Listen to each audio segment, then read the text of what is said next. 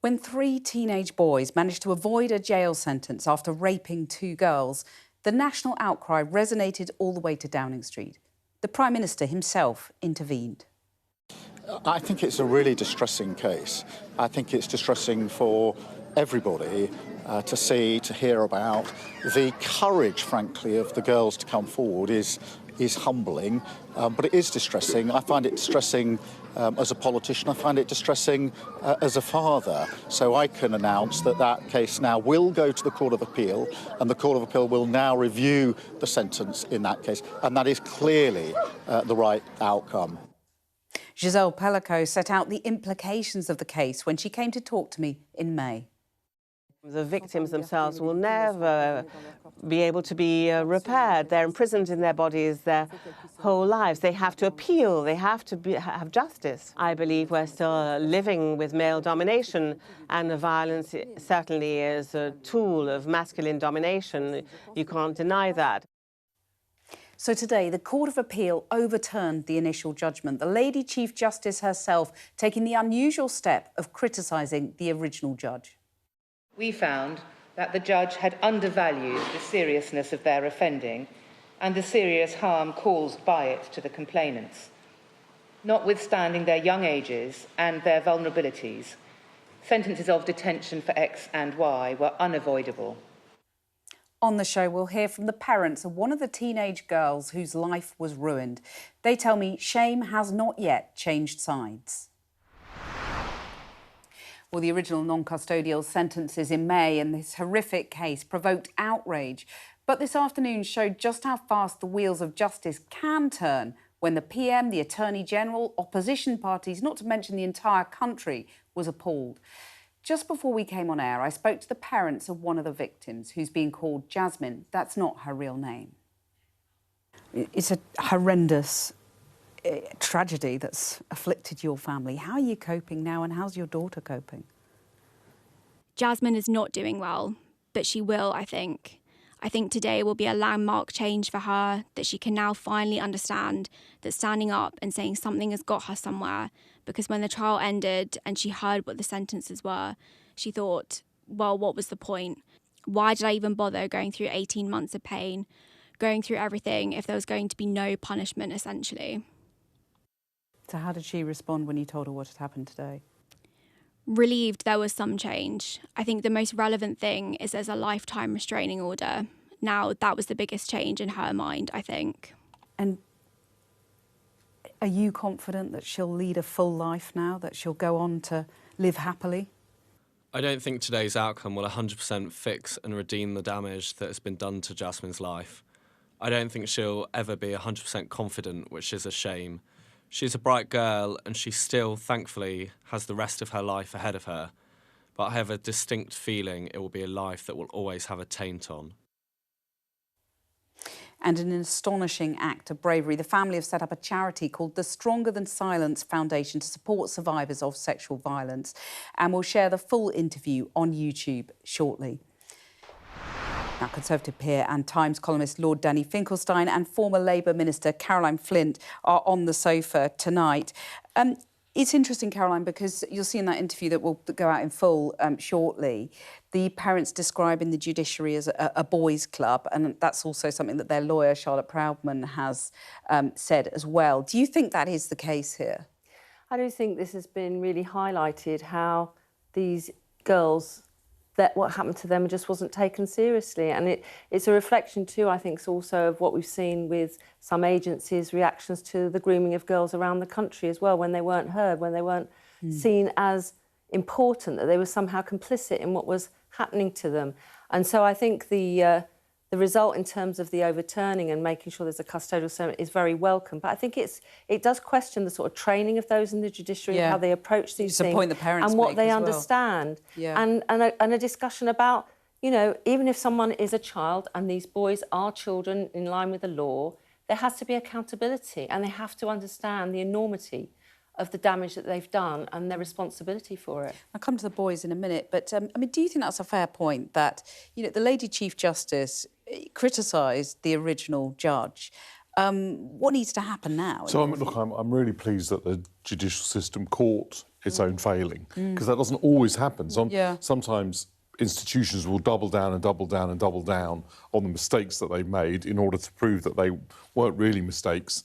And so at least we can say that is a good thing, that they have caught the mistake. But obviously it's much better not to make mistakes in the first place. Yeah, so in a way you could say the system failed originally. Has the system now worked? But, you know, the problem of systems failing originally is that most often then they're reluctant to put them right. So we can't be tolerant or complacent about the impact that the failure in the first place had on the family involved. And I think everybody who looked at it, and this was the astonishing thing, everybody who looked at it thought, am I missing something? Yeah. Have I misunderstood something? Obviously that made absolutely no sense, did it? It didn't make any sense. So it's good that this was picked up, and I suppose if you have a judicial system and you give judges some discretion and you have to have that system, you're going to get mistakes that people make. I think what will be interesting now to review is whether these mistakes are being made in particular kinds of cases on a systematic basis, or whether this is simply, as does happen in any system, an individual judge making, you know, a pretty serious mistake. Well, is it the parents saying, you know, they felt that this was a boys' club, the judiciary, and that's part of the problem. It's a male-dominated judiciary. It's a point that Giselle Pellico sat on that sofa just there and made that exact same point. Yeah, well, look, you've got to listen to that extremely seriously. At the same time, you've got to make sure that you use the data that's available. So that is definitely a plausible hypothesis, let's put it that way, made by people who one has reason to, you know, really listen to very carefully. Yeah. So it shouldn't be lightly dismissed, certainly. The parents tell me that they want the sentencing guidelines for child rapists to be reviewed. Do you think that is justified to just, you know, almost ensure that individual judges can't make these kind of mistakes so readily in future? Well, look, I'm sure there will be a look at the sentencing guidelines, but I think it's also interpretation of those guidelines as well, and how you weigh up different issues, particularly where children are committing crimes of any nature. I think what, you know, I think for me, I think for other people that stood out on the reporting of the judge's, you know, final sort of statement in the original trial, and how he, in some ways, I'm trying to choose my words carefully here, almost justified a non-custodial sentence, was that how he weighed up what he thought was the backgrounds of these boys, limitations that they had, that to somehow outweighed the actual what happened. And what we know what happened was that, you know, 2 girls were raped, and there was a systematic planned attack on them to do that. It was premeditated, it was thought about, it was then filmed. This was not, you know, in those circumstances, a sort of opportunistic situation, not that that's an excuse for rape either. So I think, again, you know, guidelines are important, but it does go to actually a cultural thing as well. Well, and to pick up on that point, you know, Giselle Pellico said that actually the parents of these boys, that is partly, you know,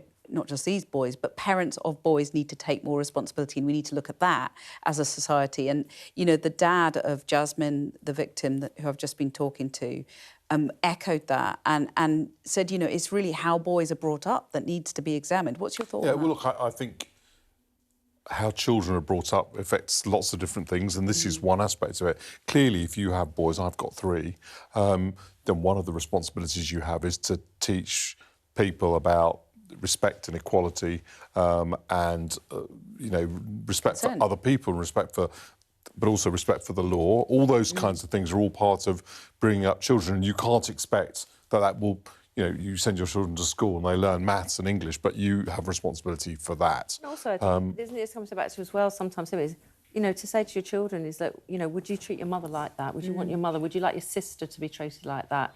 Your niece, you know, to be treated like that? And in most circumstances, I would say that they wouldn't.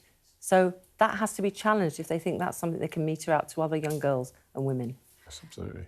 Giselle Pellico obviously came up with that famous expression, shame has to change sides. And I put that to the parents in this interview that, you know, we'll put a full version on YouTube very shortly, and also on Sky in you know, subsequent programmes. But they said that shame has not yet changed sides. What do you feel about that?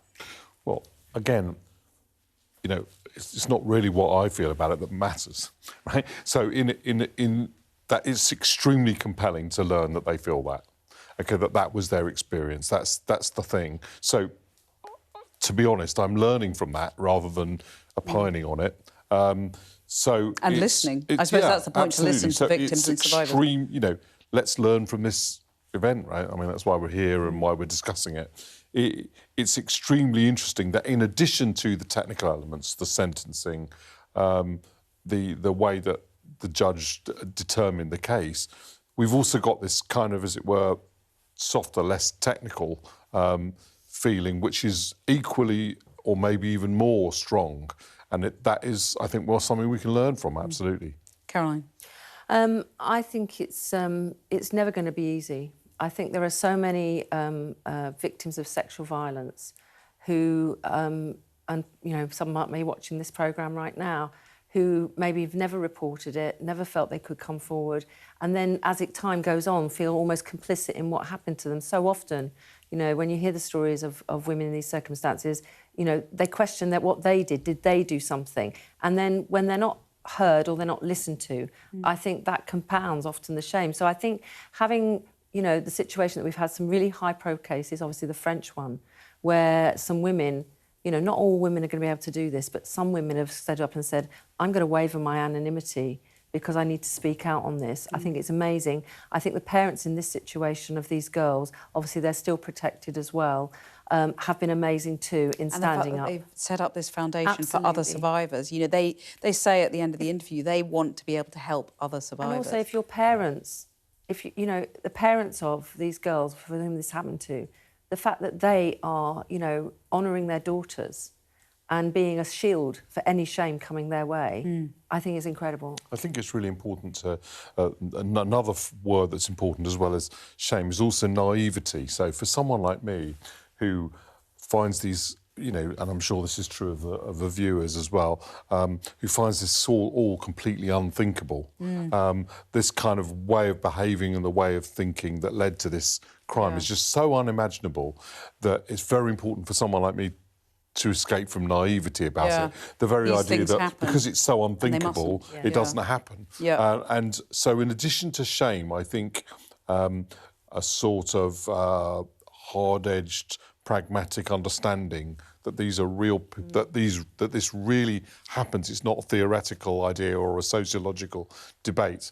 I think that can contribute as well. Just finally, the Justice Secretary is currently talking about raising the age of criminal responsibility from 10, which it is in the UK at the moment, it's the lowest in Europe, to 14. What do you think about that with your sort of former Home Office hat on?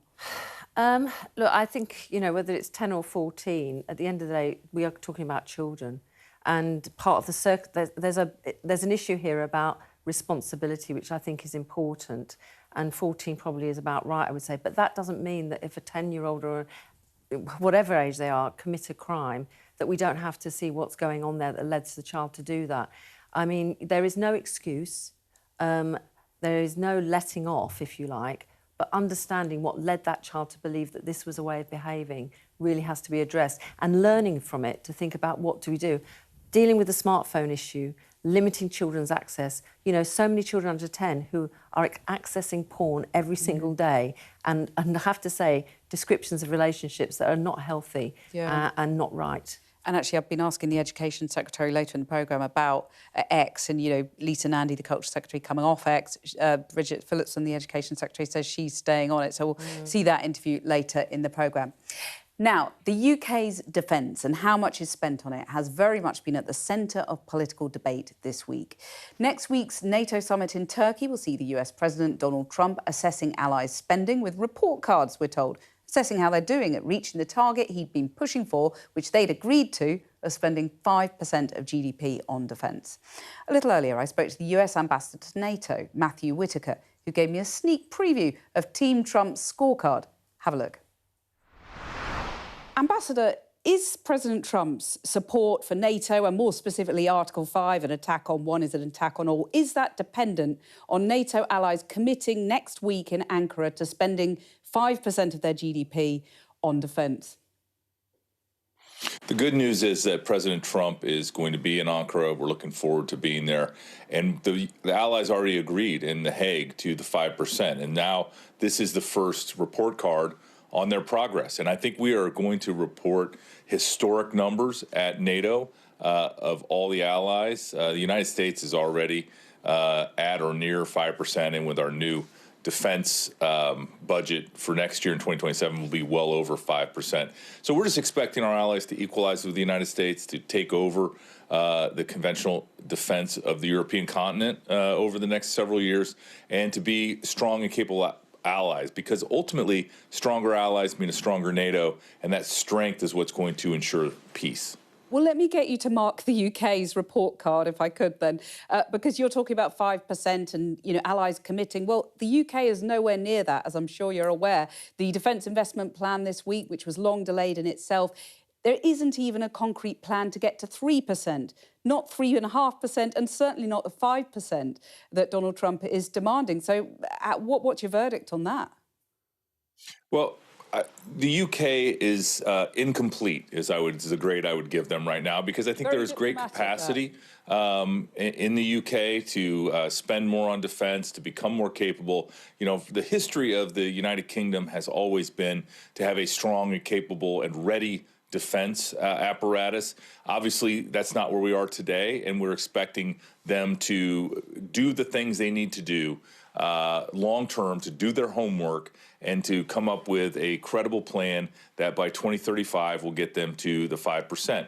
At the same time, I think that they are committed to that. It's going to take a doubling down, and I think the new prime minister will have a focus on that, and then obviously there will be elections that we would expect that any new administration long term would take up this, and so the 5% pledge is not just a pledge; it's a commitment, and that commitment is to get it done in the next 9 years. And I think the UK is a serious ally.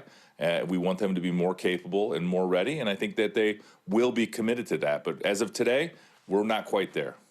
And when you talk about the new Prime Minister and elections and so on, is that an invitation for Andy Burnham to go to the country and say, look, we need to spend more on defence, and that needs to be put to the country and get a mandate for that? Yeah, I think that everyone knows that, and if they don't, then that certainly is the purview of the entire administration. We in the United States certainly take our defense strongly. We are a world superpower, and we know what it takes to project power globally. And the UK obviously has commitments not only to its own island, but across the NATO alliance and beyond that. And so we're expecting them to have that conversation, to make those tough decisions that will make them stronger militarily, but also will strengthen the economy. I know that when Prime Minister Starmer was talking about the new defense investment plan, he talked about how it is jobs for Britain, and how those jobs will make everyone better off. And I think that's the right story to tell. And it's also going to make the alliance stronger. And we need the UK to be strong. The UK is already having to cut road and energy budgets to put in to get to 2.7% of GDP by 2030. So what do you say to people in the UK who might not want to cut spending to put into defence? Then you got to grow your economy. It's a simple equation. It's top line and revenue is what creates the opportunities to spend more money on the priorities of a government. And I'm not certainly going to insert myself into domestic politics in the UK, but the equation is quite simple. You can either grow your economy, which will create more room to spend money on defense, or you're going to have to make the difficult political choices. And I mean, that's every country's sovereign decision to make those choices. But what we know is that our adversaries are increasing in strength, and that the threats that we all face as an alliance and as allies are only getting more complicated and require more effort to combat. So be blunt, how would President Trump view it if the UK didn't get to the 5% he's demanding? Well, I mean, he's obviously expressed previously how disappointed he is that all allies didn't immediately respond to the 5% call. The Hague Defense Commitment has a very clear commitment to the growth path, and that's what we really want to see. We want to see the year-over-year growth, because we had the Wales Pledge in 2014, and everybody waited until the last minute, 11 years later, to finally reach that commitment of 2%. And President Trump knows that the world requires a strong alliance at NATO. We need stronger allies. The United States is going to do our part, but we need everyone to come alongside us to make sure that we can address all of the threats globally and not be vulnerable, not be weak, and not be have a potential conflict in our near future. Ambassador, what do you know about Andy Burnham? I don't know. Like President Trump said, I feel the same way. I was there when he said it. I don't know much about him. I watch a little bit of international TV because I live in Brussels, but it's not somebody I've followed. But I mean, I hope that he can take on these important tasks, especially the ones that I'm concerned with on defense spending and readiness and making sure that the UK is capable militarily. And you hope, but do you have any great confidence given what you've heard about him? I have no reason to think one way or another, to be honest with you. I try to, and I do stay out of domestic politics in this role, but I do push our allies to spend more money and to make sure that they're ready and capable. And that's kind of my task as the U.S. representative to NATO. And I will continue to push all allies, including the UK, to live up to the Hague Defense Commitment and make sure that we're ready for any eventuality. I mean, Donald Trump described him as a mayor of a town. You know, he's a mayor of a region, but he doesn't have foreign policy experience. So has he got quite a lot to prove, do you think, in the next few weeks? You know, obviously, that role as the UK Prime Minister are big shoes.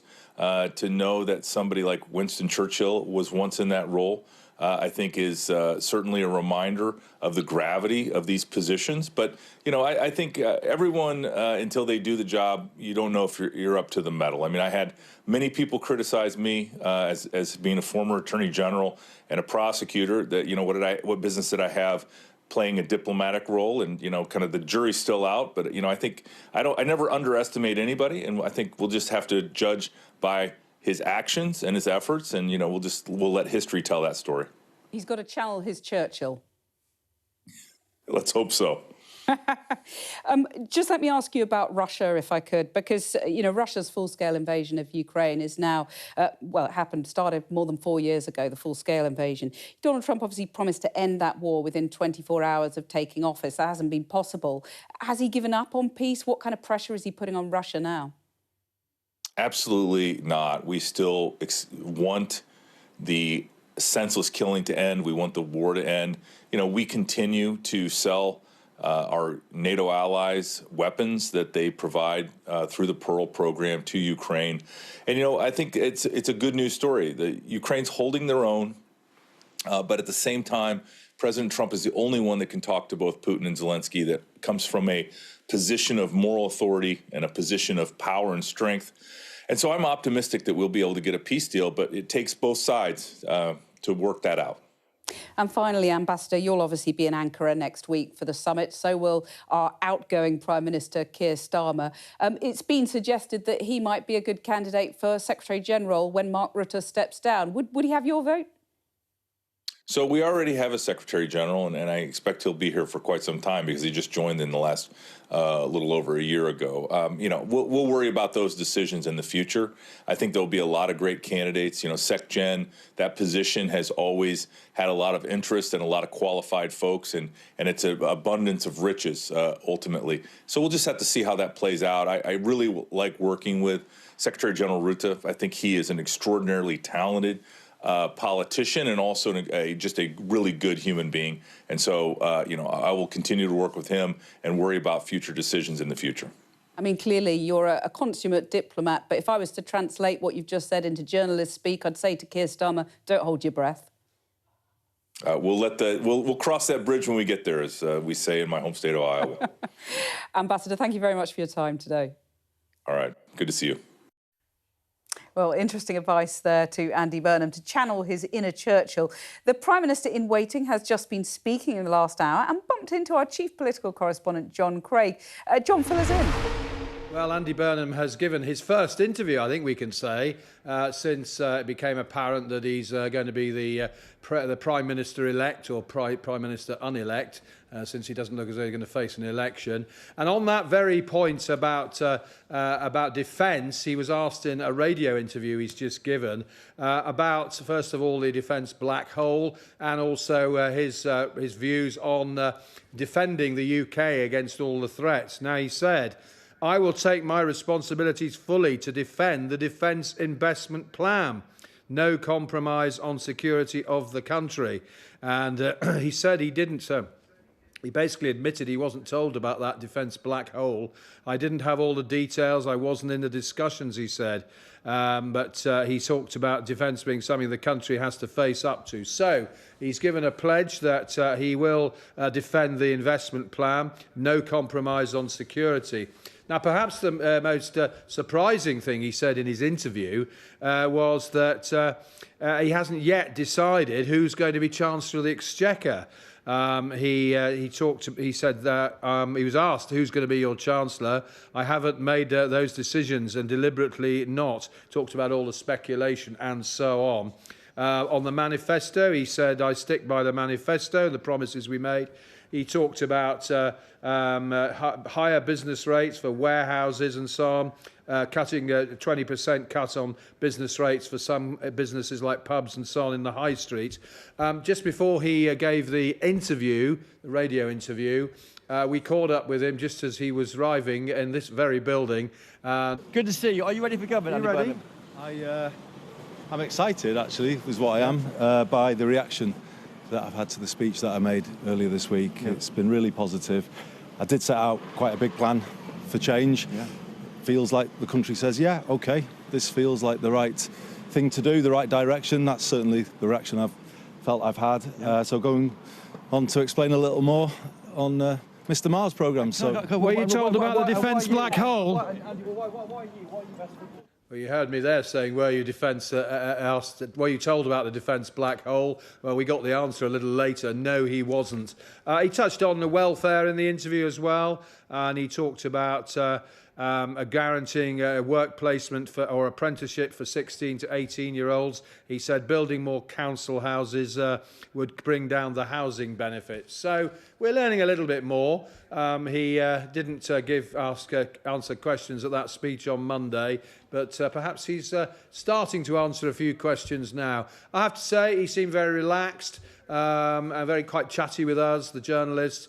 He's also had a meeting today with trade union leaders, which is perhaps significant because, of course, many of them are unhappy with Ed Miliband potentially as Chancellor and, of course, because of his policy on the North Sea. John, thanks very much. And yes, answering questions. I'm hoping that the Prime Minister-elect, or as you say, unelect, will come and sit on the pink sofa at some time shortly. Thanks very much for your analysis of that. Danny Finkelstein and Caroline Flint are on the sofa tonight. Let's start with Andy Burnham then. And, you know, no compromise on security of the country, but he wasn't told about the defence black hole. Do you think he'll just stand by that or find his own savings somewhere else? Obviously, he's going to use up that little bit of space he has to say, I wasn't told about things.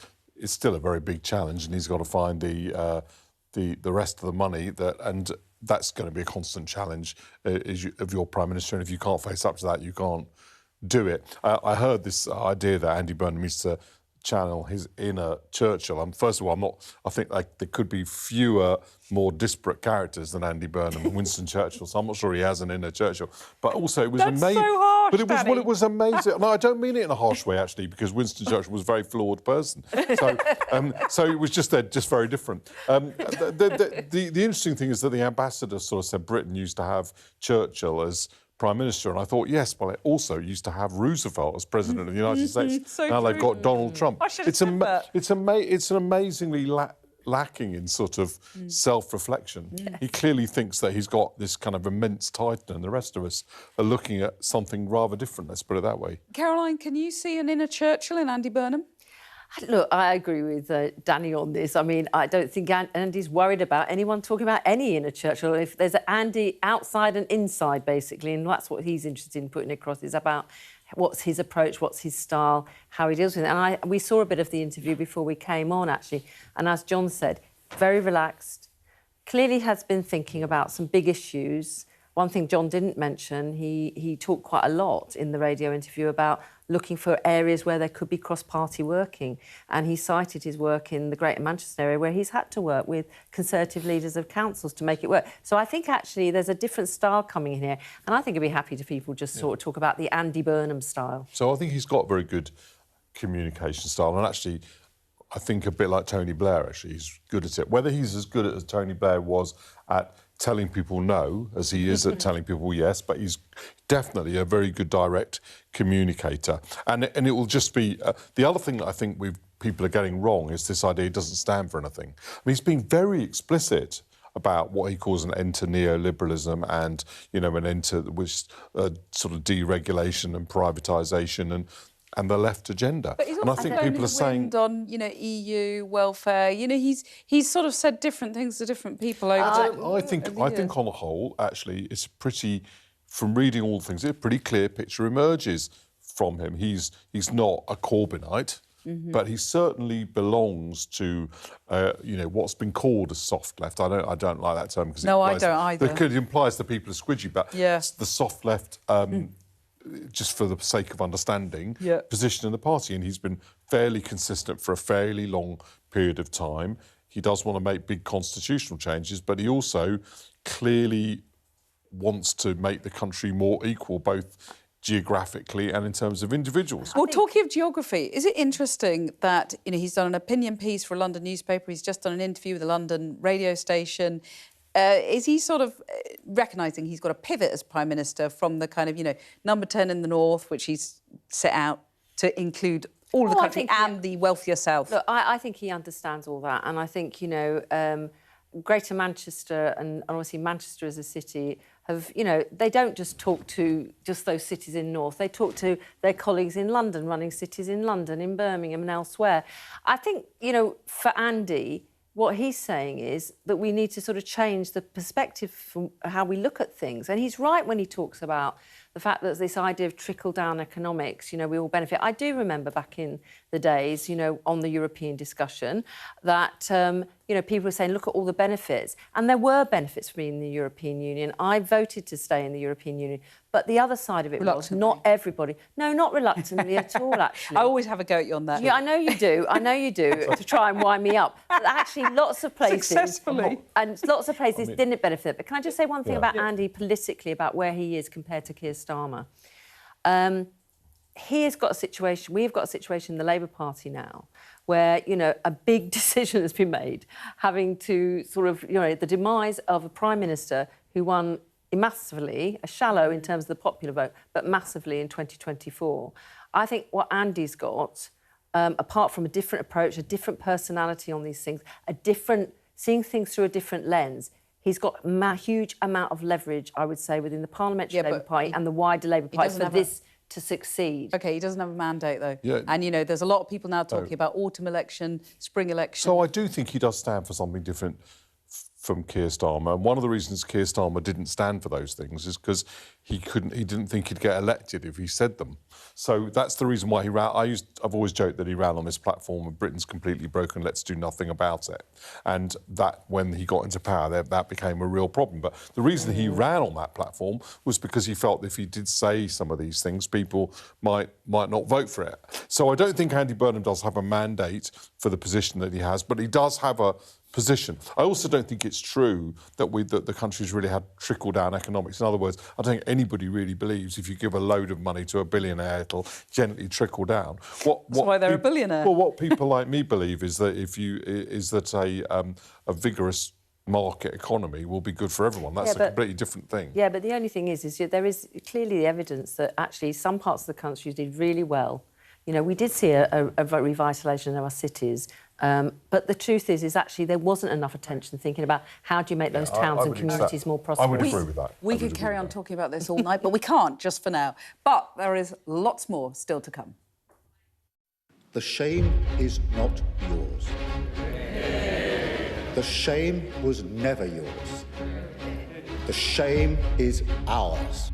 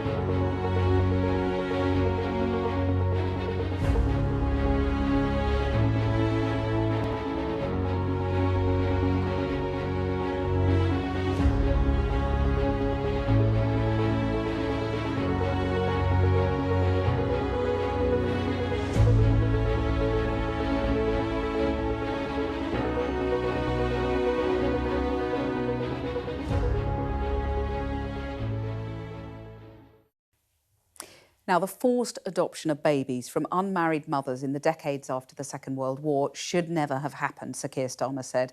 He made an apology on behalf of the state in Parliament. Watched on by women whose babies were taken from them, the PM called it a stain on our history, which affected tens of thousands of mothers, children and families. Let's hear what Starmer had to say then. Here's our reporter, Burnham Papadopoulos. We are deeply and profoundly sorry. These are words that have been a long time coming. It is a stain on our history. An apology delivered by a Prime Minister on behalf of the state, directed to those campaigners watching in the public gallery and the country at large. The shame is not yours. The shame was never yours. The shame is ours. And I say that on behalf of the whole country. I say it to every single person impacted. This is recognition of what was endured by at least 185,000 children who were forcibly adopted, taken away from their unmarried mothers, many of whom were forced into homes run by charities, churches and local authorities. Women like Karen, who was still a child herself when she had to leave her family home after falling pregnant. Every day I would go to this room at the back of this Georgian house and there would be piles and piles and piles of laundry. And my job was to get it washed, get it dried and get it ironed. And I was there in almost complete solitude, and that was my punishment for being pregnant. My education was sort of terminated. My relationship with my family was indelibly altered. I had no friends, and I went into this mother and baby home, and it was a very strange experience. And I would say it was a very scarring experience. Today's apology comes after a long campaign, with mothers coming forward over the years to request better access to records and a formal apology. An inquiry into the forced adoption practices was launched in 2021. Parliament's Joint Committee on Human Rights published a report in 2022 saying women were railroaded into giving up their babies and recommending that the UK government issue them a formal apology. A year later, Rishi Sunak's Conservative government said it was sorry on behalf of society for the suffering, but declined to issue a formal apology. Last month, the Archbishop of Canterbury issued an apology on behalf of the Church of England for the role it played, and today the Prime Minister has done the same on behalf of the government. Earlier, campaigners met him in Downing Street before watching his statement and emotional responses to it on the floor of the House of Commons. My own mother was pressurised into giving up a baby for adoption, and this was handled by the church. I only found out after her death. She carried her secret to her grave.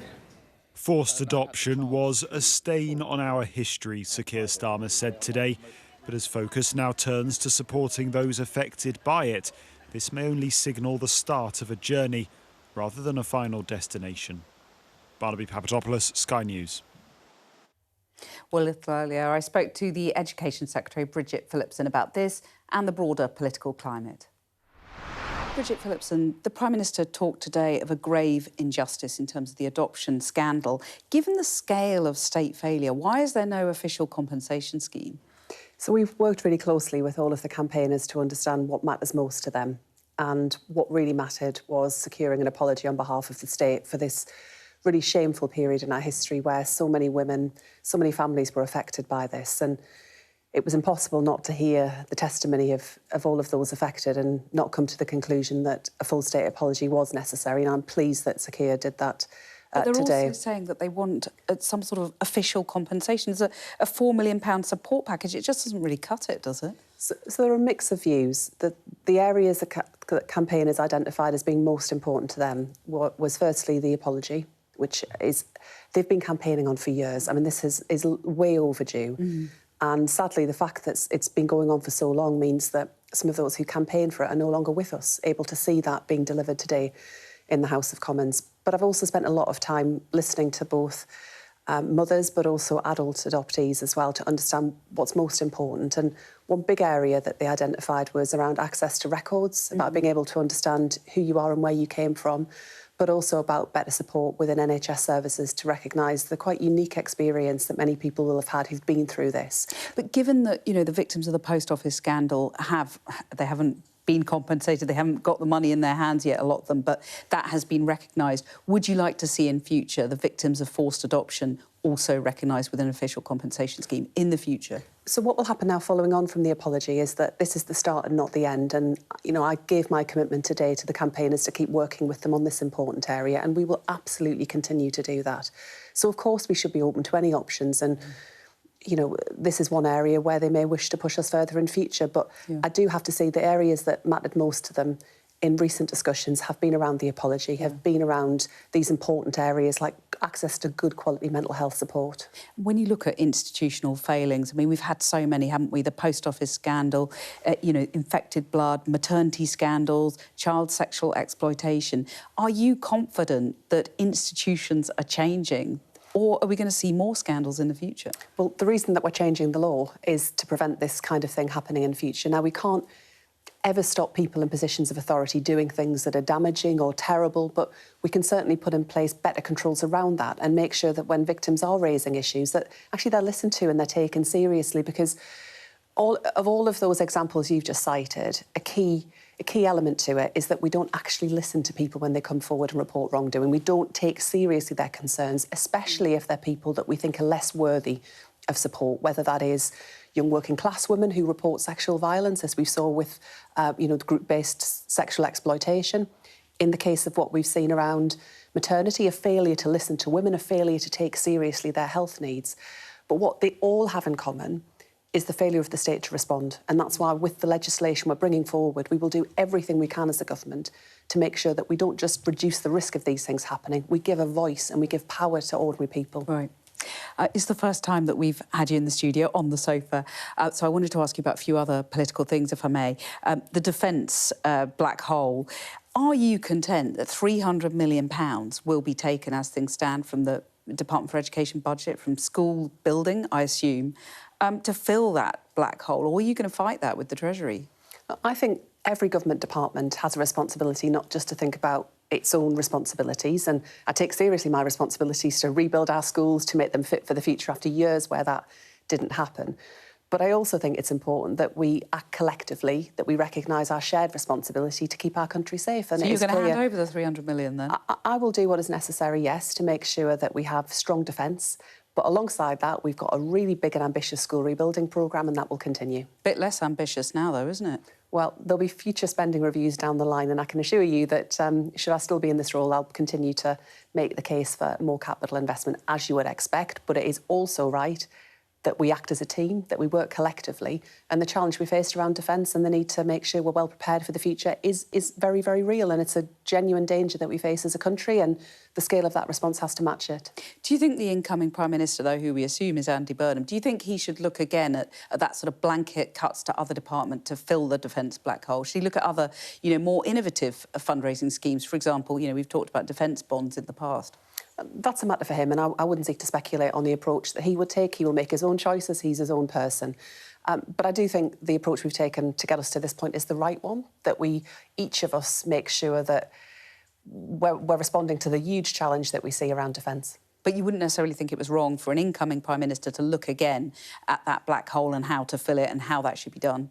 I wouldn't think it was wrong, but then I wouldn't think it was wrong if an incoming Prime Minister sought to look at any aspect of government policy or decisions that have been taken and to make sure that we're getting things right. He will bring a fresh approach. That's absolutely right. So it's all up for grabs, basically? Well, we also were elected on a manifesto which we're committed to delivering. But, of course, within that, there are different options as to how you can deliver some of those commitments. But he could tear up the manifesto and go to the country again. There's a lot of speculation about an autumn election, a spring election. That's within his rights too, isn't it? I don't think we need to get ahead of ourselves. He's not even taken up office yet. Those will be questions for him in the fullness of time. But the reason that we're able to make these decisions around additional spending on defence, the reason actually that we are spending a lot more on education, and this week I announced additional investment going in to support a pay award for our teachers. The reason we're able to do these things is because we have stabilised the economy. We made decisions early on in order to get the economy back on track, and the headroom that was created has allowed for this decision around extra defence investment to go beyond the decision, the spending review, which I should say represented the biggest uplift to defence spending since the Cold War. So a huge investment in defence. It's right we do it. But if Andy Burnham was to take a sledgehammer to the manifesto, he would need to go to the country. You'd recognise that? I'm not going to speculate on what might or might not happen into the future. But no, I don't anticipate that would be the approach he would take. But, you know, we can cross any of those bridges when we come to them. You got into a row with the Conservative leader, Kemi Badenoch, who called you a spiteful class warrior over the VAT on private schools. Have you got the T-shirt yet? I've got the T-shirt. And a few people are very generously... You genuinely have? I've got the T-shirt. You've ordered a T-shirt with spiteful class warrior on it? Yeah. And okay. I've been sent a couple of different options by others who just decided to take it upon themselves very generously. With you? I'd like to see them. I wish I had, actually. I've got it in the office, but maybe next time.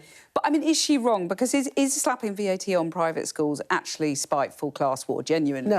No, it was a manifesto commitment that we stood on. We were clear about this for many, many years. We were clear we were going to do it, and the reason we're doing it is to invest more in state education, which is absolutely right. And, you know, parents can make choices about their children's education, and parents who choose to send their children to private school are absolutely within their rights to do so. But I happen to think that, you know, given that 94% of children in our country are educated in state schools, then we ought to prioritise investing there. She has doubled down, though, Kemi Badenoch, and she criticises Labour women in today's Times for demanding guarantees from Andy Burnham that half the government should be women. She says, you still don't get it. You're assuming you're entitled to the top jobs, and I quote, without going through the gruelling process of fighting for them, and that Conservative women are made of tougher stuff. What do you think? I honestly couldn't care less what she thinks about Labour women MPs. But has she got a point, though, that, you know, it's a meritocracy and, you know, Conservative women expect that, Labour women want some kind of quota in the new government? Kemi Badenoch spends far too much time online, as far as I can tell, hence why she engages in these petty little spats and uses quite peculiar, very online language. And this is just yet another attempt to desperately seek relevance at a point when her party is continuing to fail to make any kind of progress against reform. But I can tell you that unpleasantness is not the same as effectiveness. Right. And I think the public will judge Kemi Badenoch on the approach that she takes, and I don't think it will be a popular Do you think she's a bit spiteful? I'm not in the business of throwing around... I'm not in the business of name-calling, although she obviously is, because she also compared me to a Gestapo officer, which, like, we're laughing, but, like, you know, it's Nazi comparisons when you seek to be Prime Minister. I just think... It's beneath her. It's beneath... She's not fit... Someone that behaves like that, I do not think is fit to be Prime Minister. Like, Nazi analogies do not serve our political discourse well. You've said she spends too much time online. Lisa Nandy, the Culture Secretary, has announced she's coming off X, and her whole department is as well, because of all the abuse that goes on there. Are you going to follow her, or are you staying there? I'm staying there. I understand Lisa's choice, and individual departments will make their own decisions, but I'm staying there because I want to get our message across. I won't say that my experience on that platform is universally positive, but I want to reach people, and it's an effective means of reaching people. And as a government minister, I think reaching people on a range of different platforms, and that's one of many that are available, is an important part of how we communicate and get our message across. Just finally, I've got to ask you about the football. England in the last 16, pubs staying open until 5 a.m. for the late game on Monday. I wondered about the kids. Are yours going to be staying up? Should school kids be allowed to stay up late to watch it?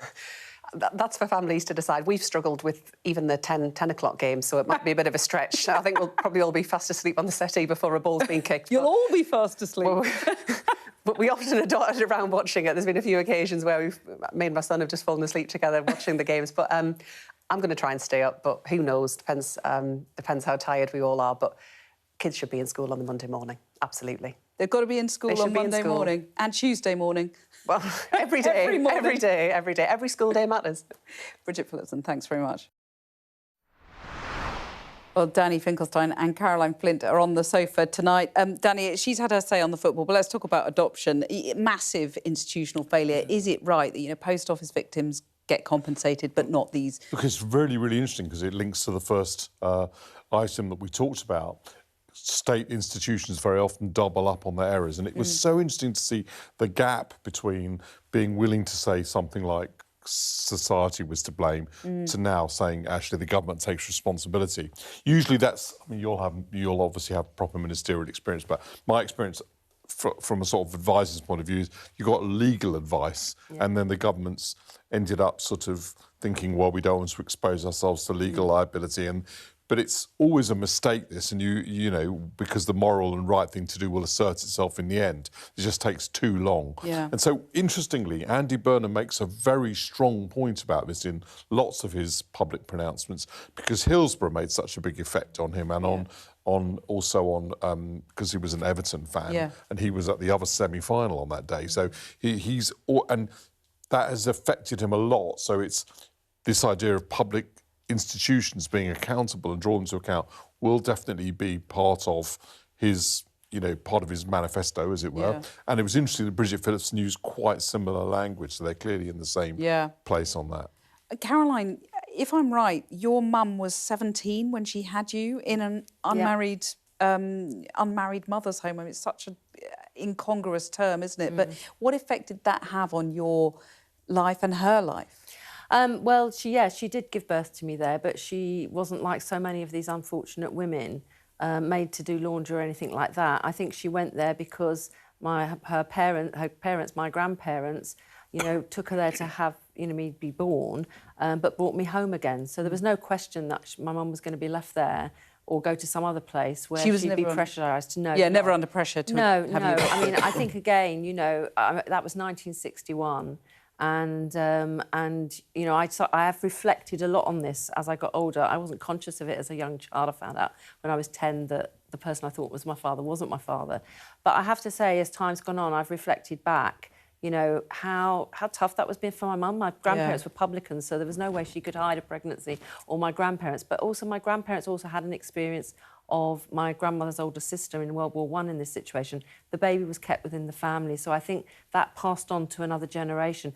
But on this whole issue of this and about the statement you were saying, Danny, about the government saying sorry, I mean, it wasn't just church institutions, it was social workers, it was the care system. You know, sometimes stories of women sometimes having the baby, couldn't quite cope because they were trying to get a job, voluntarily put their child to be looked after by children's services, and then found that arrangements were made for that child to be adopted. It was throughout the system of attitudes to these young women, the stigma. Yeah. And I have to say, I have dealt with stigma myself, felt uncomfortable about talking about being born illegitimate. I've got able to talk about it now. But for a long time, I never told anybody. When I became an MP and they said to me, have you got anything you need to tell us? I actually said, I don't know who my father is. Wow. So, you know, I think the stigma is real for people, the shame is real. And I think particularly for the mothers, feeling somehow, you know, that their children that they've made contact with will judge them for what they did when they were forced to do it in totally unacceptable circumstances. When we keep talking about institutional failings, do you have any faith that, you know, society is changing, that institutions are changing? Yeah, look, human beings are what they are. So one of the things that we do, unfortunately, as human beings is double up on the things that we've said and the things that we believe. But I am encouraged in the end by the idea that this apology was made, even though it's been a long time, too long coming, and people shouldn't have to demand what humanity suggests they should have been provided. So I think that shows that the British system is capable of addressing its own errors. But if you look at these things, you look anything like from Andrew Wilkinson, the man who spent years in jail with the Criminal Review Commission, taking years and years with his case, going back to Timothy Evans, you know, who's still never been, his conviction's never been overturned. That we take too long to do this. It's a human thing, and our system is not. It's not impossible for that to happen. We do have enough in our system that allows these changes and apologies to be made, but it takes too long. I think the other thing is sometimes, you know, you should still be curious when people are raising issues that really need to be addressed. And on the infected blood, I was a health minister, you know, during that time as well. What happened was the civil service doubled down, and a generation later just accepted what the generation before had said about it, and that created a sort of no movement on change. Yes. We'll keep talking about all of this stuff on another show, but thank you both very much. I'm going to leave you tonight with Yvette Cooper being bowled over, I'm sorry about that, by the Afghan women's refugee cricket team. The Foreign Secretary, together with Minister Hamish Faulkner, met the team at the Foreign Office this afternoon for a quick game. That's Stumps for tonight. See you again on Monday at 7 p.m. Good evening. Thanks for watching.